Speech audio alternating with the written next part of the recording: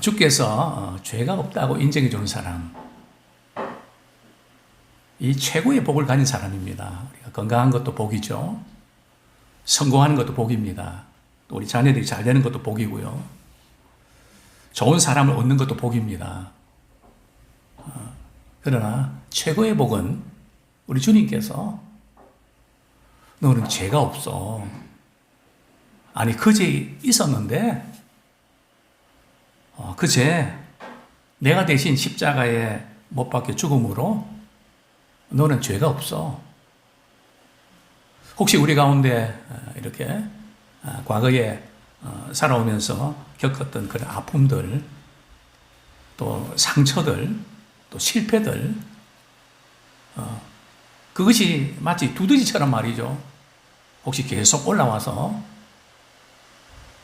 두더지 잡기에 바쁜 분들이 혹시 없습니까? 저는 오늘 말씀을 통해서 왜 그런지, 주께서 죄 없다고 인정해 주는 것이 왜 그렇게 큰 복인지 우리 함께 말씀을 통해서 나누면 좋겠습니다. 우리가 나이가 들수록 사람은 변합니다. 우리 젊었을 때는 마치 우주병사와 같죠. 젊었을 때는 가슴도 설레고요, 창공을 나누면서 새로운 것도 시도하고 뭔가 마음 먹으면 우리 다 할 수 있을 것 같은 이런 생각. 그래서 그 꿈에 설레지 않습니까? 그런데 우리가 나이가 들면 어떻게 바뀔까요? 오른쪽에 있는 그림이 어떤 직업에 종사하는 분 같습니까? 네. 고고학자입니다. 옛 유물들을 파헤치고 역사적인 사료들을 찾아내는 고고학자 말입니다. 우리가 나이가 들면 우리 고고학자처럼 앞으로 우리가 남은 세상도 바라보지만 지나온 세상들을, 지나온 살아온 삶의 모습들을 이렇게 바라봅니다. 그래서 좋았던 순간들, 힘들었던 순간들 생각하고 되돌아보면서 때로는 후회를 하죠. 그때는 이랬으면 좋았을 걸, 내가 왜 그랬을까? 고고학자처럼 지나간 부분들을 파헤치는 그런 아픔들도 우리가 하게 되는데요. 자, 그런데 우리가 지나온 날들, 우리가 말했던 것, 생각했던 것, 행동했던 것, 그것 때문에 좀 마음이 아프고 힘들 수 있는데, 그 앞에서 우리가 망연 자실해지지 않고요, 그 가운데서 평안을 누릴 수 있다면 또 얼마나 또 좋을까요? 또 우리가 죄인이라고 고백하면서도 말이죠, 우리 주님의 위로를 받아서 두려워하거나 침울이지 아니하면 얼마나 좋을까요? 그래서 항상 우리는 어떤 문제가 생기면 내가 잘못해서 그런 거야, 항상 그것이 꼬리에 꼬리를 묻니다. 혹시 그렇지 않은 분도 있나요? 아마 그런 분도 둘 중에 하나겠죠.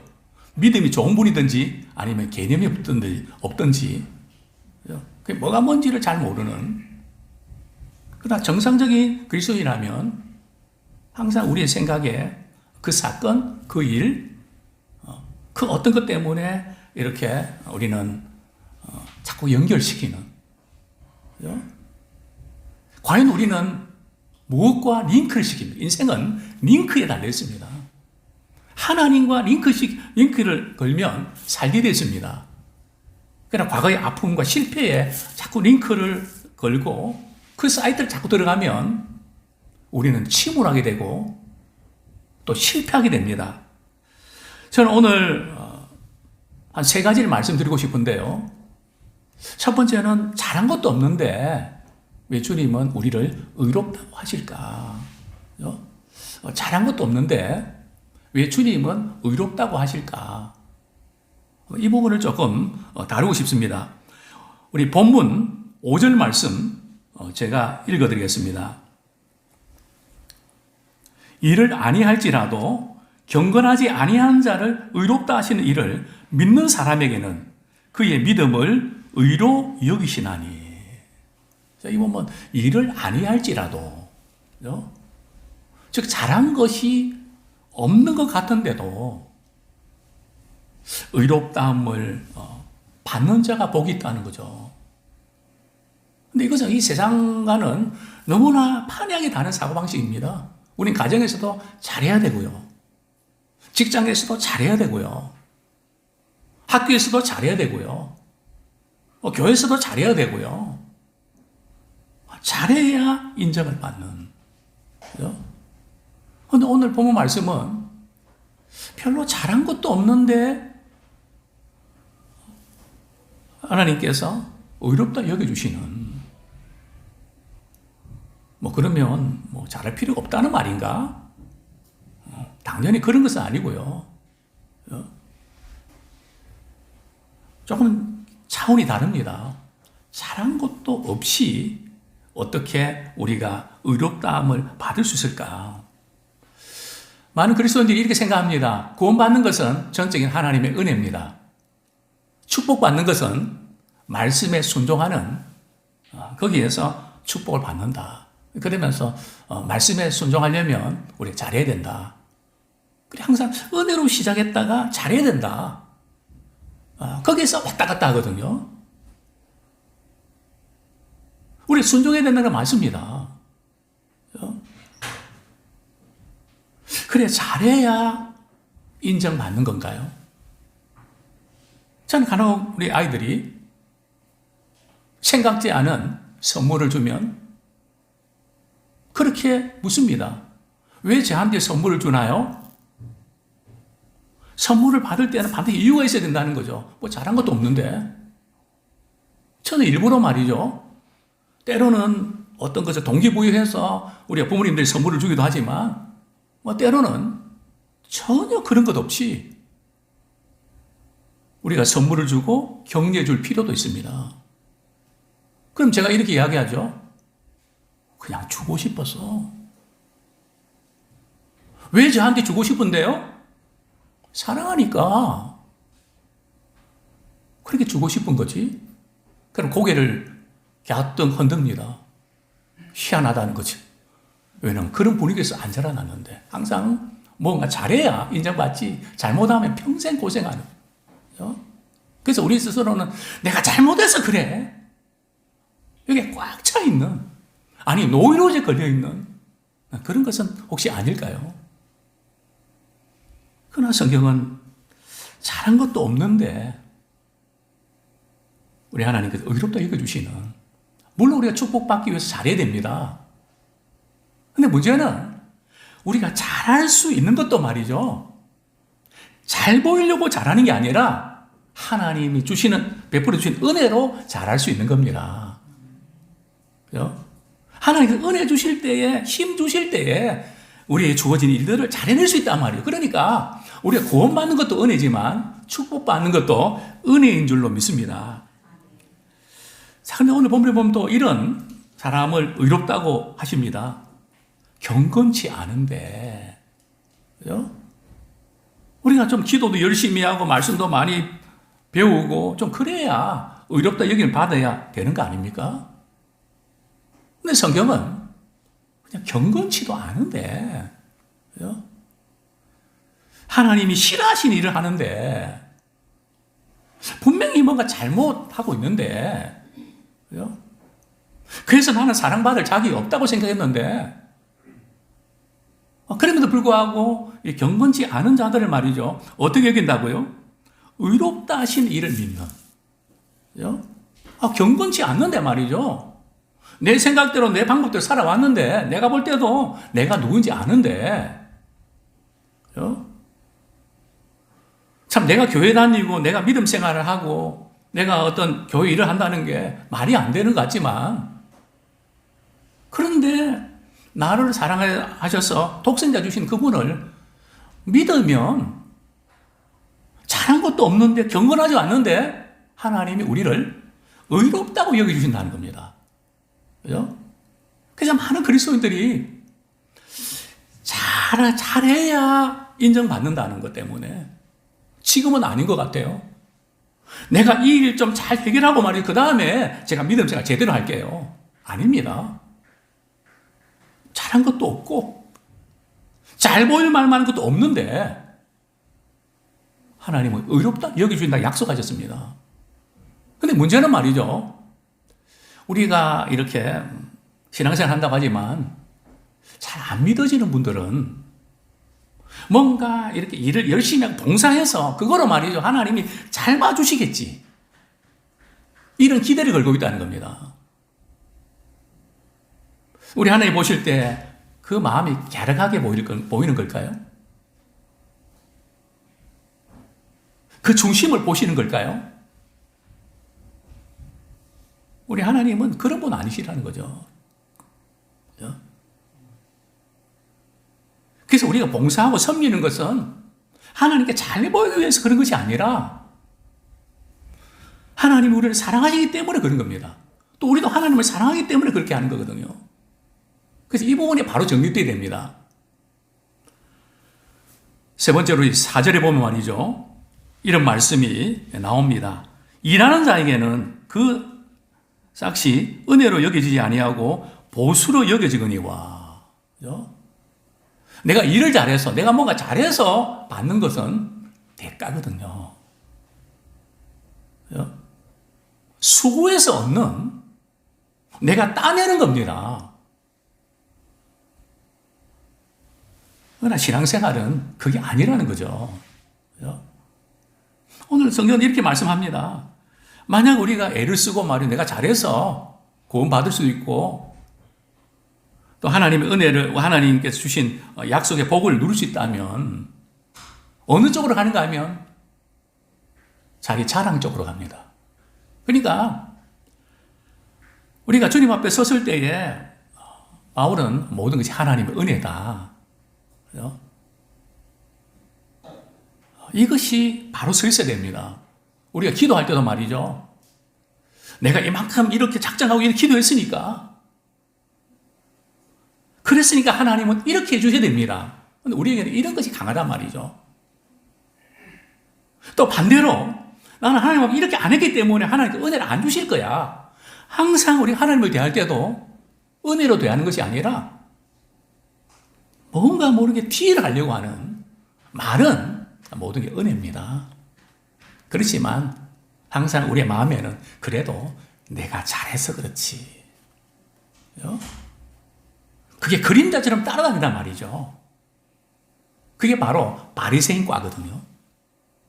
이런 분들은 뭔가 잘하려고 하는 사람에게서 찾아오는 유혹입니다.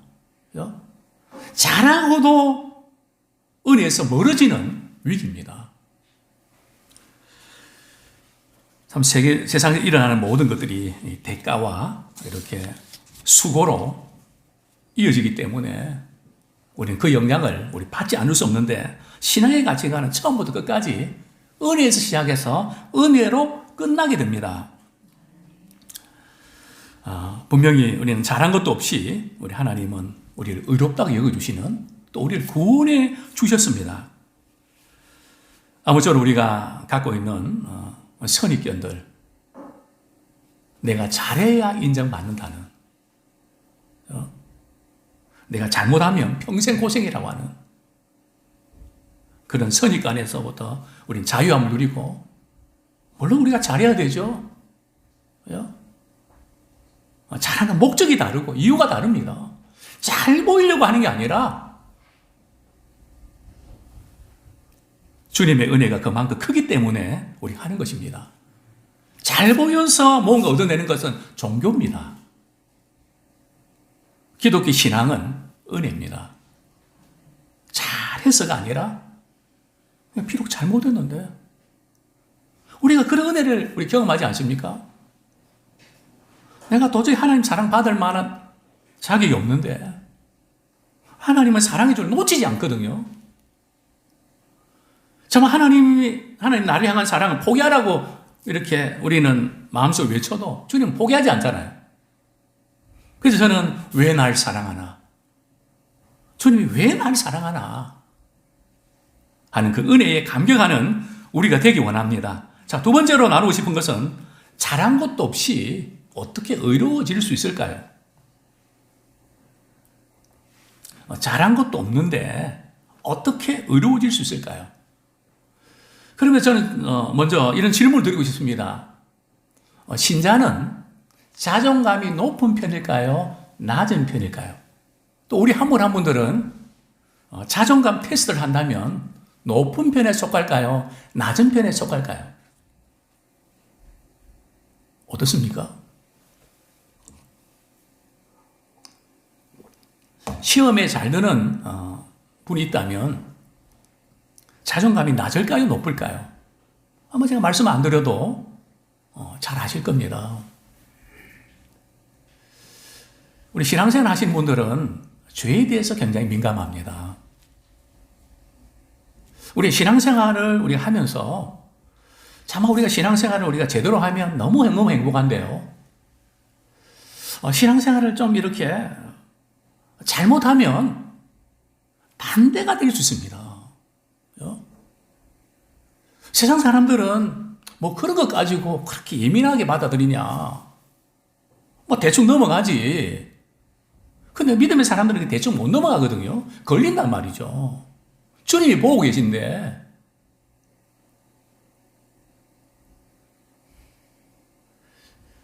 뭔가 잘하려고 이렇게 해도 잘 안 됩니다. 그러면서 늘 죄책감 때문에 그래서 얼굴이 말이 부드러워지는 것이 아니라 얼찌문득 장군처럼 말이죠. 아주 굳어져 버립니다. 우리 얼굴은 어떻게 바뀌고 있나요? 부드러운 편입니까? 아니면 굉장히 좀 굳어 있는 편입니까? 그래서 우리는 자칫 잘못하면 우리 죄 문제에 대해서 우리가 바로 처리하지 못하면 자존감이 굉장히 떨어질 수 있다는 겁니다. 그러나 우리는 말씀을 통해서 우리 자신을 바라보고 회개하고 돌이켜야 되지만 주님께서 우리의 죄를 사해 주셨기 때문에 우리는 주님께서는 우리를 의롭다 여겨주신다는 거죠. 날마다 우리 거기까지 나가야지. 이러면 안 되는데, 잘해야 되는데, 그거로 그냥 끝나고, 그 다음에 주일날도 와서, 또 이랬습니다. 잘해야 되는데, 그냥 안 됩니다. 뭐, 그래, 가면 말이요. 계속, 그래 가면 마음이 굳어집니다. 그래, 자존감이 점점 떨어집니다. 자, 두 번째로, 아무리 잘해도 안 돼요. 이거 인정해야 됩니다. 우리 잘하려고 하는 노력도 해야 되지만, 우리는 이것 인정해야 됩니다. 아무리 잘한다고 해도 잘 안 됩니다. 우리 로마서 3장 10절 봅니다. 기록된 바 의인은 없나니 하나도 없으며 깨닫는 자도 없고 하나님을 찾는 자도 없고 다 치우쳐 함께 무익하게 되고 선을 행하는 자는 없나니 하나도 없도다. 의인은 없나니 하나도 없다는 거죠. 그래도 나는 저 사람은 착한데 그럴 수는 있죠. 그러나 주님이 보실 때는 모든 사람이 죄를 범하였음에 각기 제 길로 갔습니다. 그러니까 우리가 아무리 우리가 잘해도 안 된다. 주님이 우리가 원하시는 수준에 도달하지 못한다는 거죠. 그 다음에 우리 갈라디아서 우리 3장 10절에 봅니다. 왜 그런가 하면 무릇 율법 행위에 속한 자들은 저주 아래 있나니 기록된 바 누구든지 율법책에 기록된 대로 모든 일을 항상 행하지 아니하는 자는 저주 아래 있는 자라 하였느니라. 우리가 말씀을 지키는데 말이죠. 그 말씀을 24시간 항상 지키고 뭐 9가지는 잘 지켰는데 한 가지 걸리면 모든 것을 범한 자가 되는. 그러니까 우리가 하나님의 말씀에 순종해야 되는데 우리의 노력과 우리의 의지로는 아무리 잘하려고 해도 안 된다는 거죠. 하나님의 은혜가 필요하고 그분의 도우심이 필요하다는 겁니다. 그래서 우리는 우리 자신의 한계에 부딪힐 때에 무너지지 마십시오. 우리 한계에 부딪힐 때에 주님의 십자가를 붙드시고 주님을 더욱더 의지하십시오.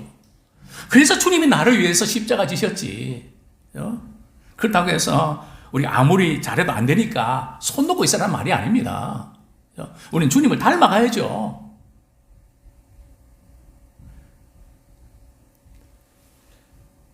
그다음에 세 번째로는 하나님의 의를 그대로 받아들이셔야 됩니다.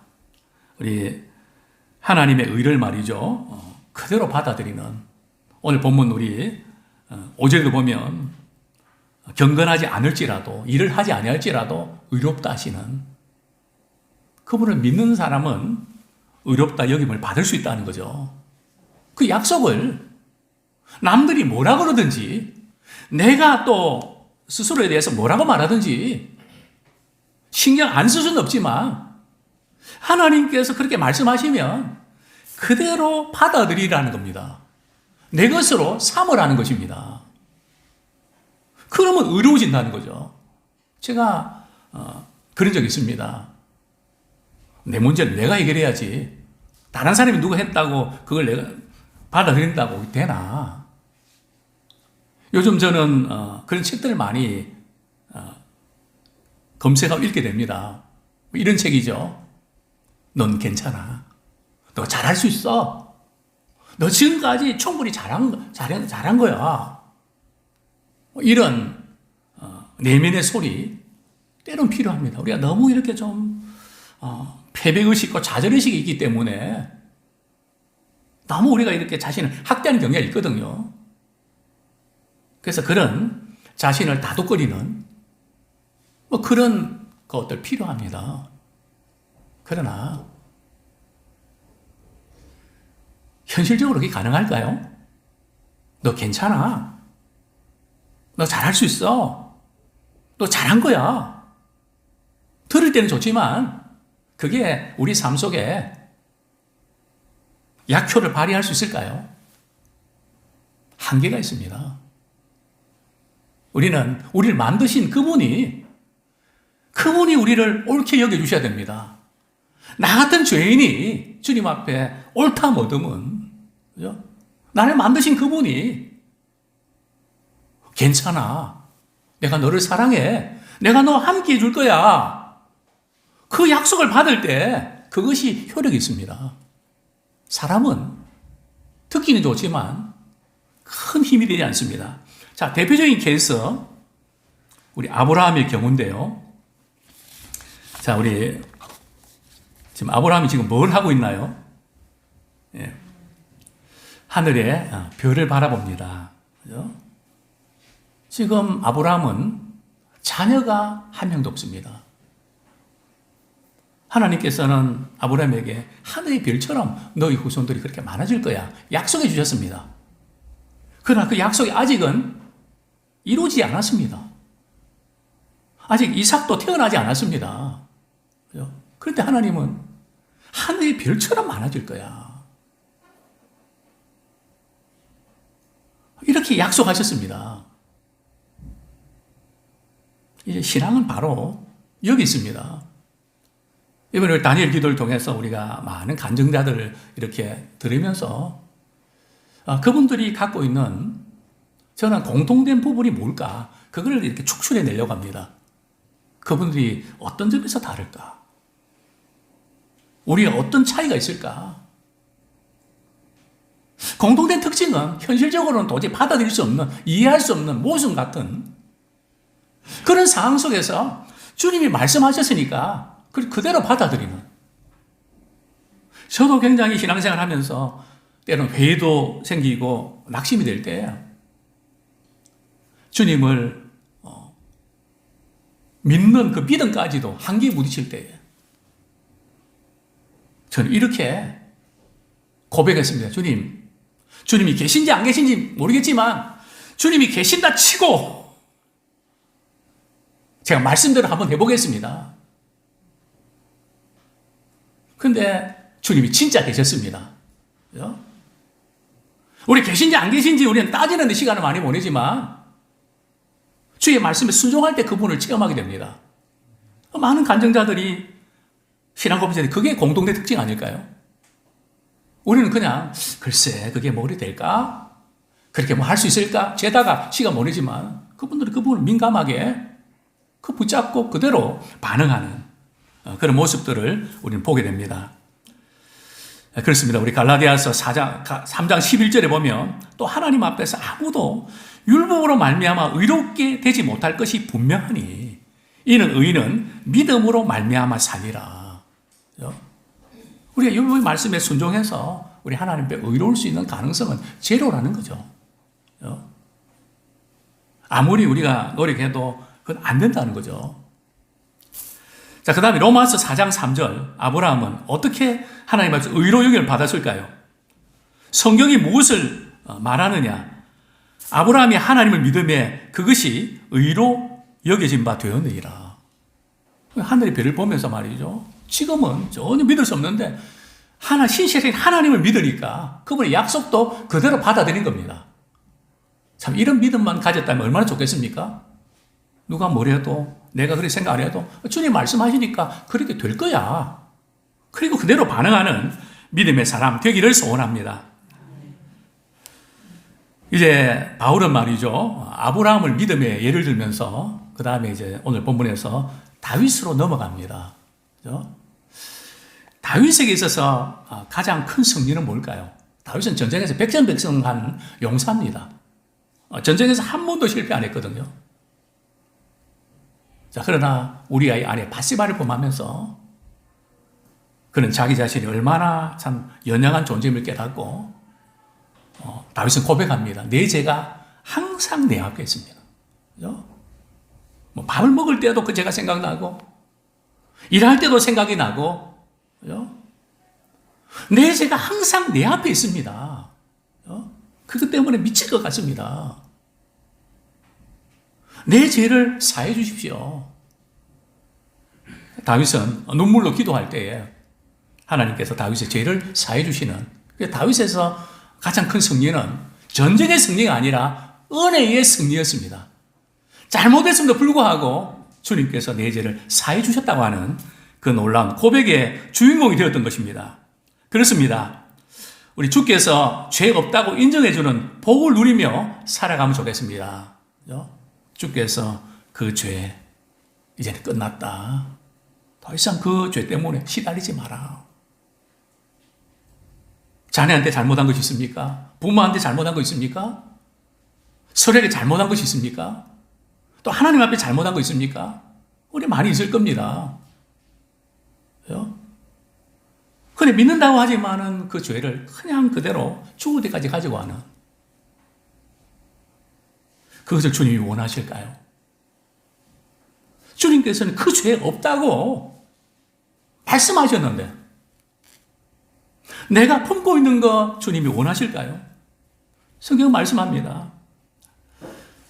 불법으로 행한 것이 사함받는 복을 우리 신자들은 누리게 되었습니다. 예수를 믿는 순간 불법으로 행한 것이 할지라도 사함받는 복.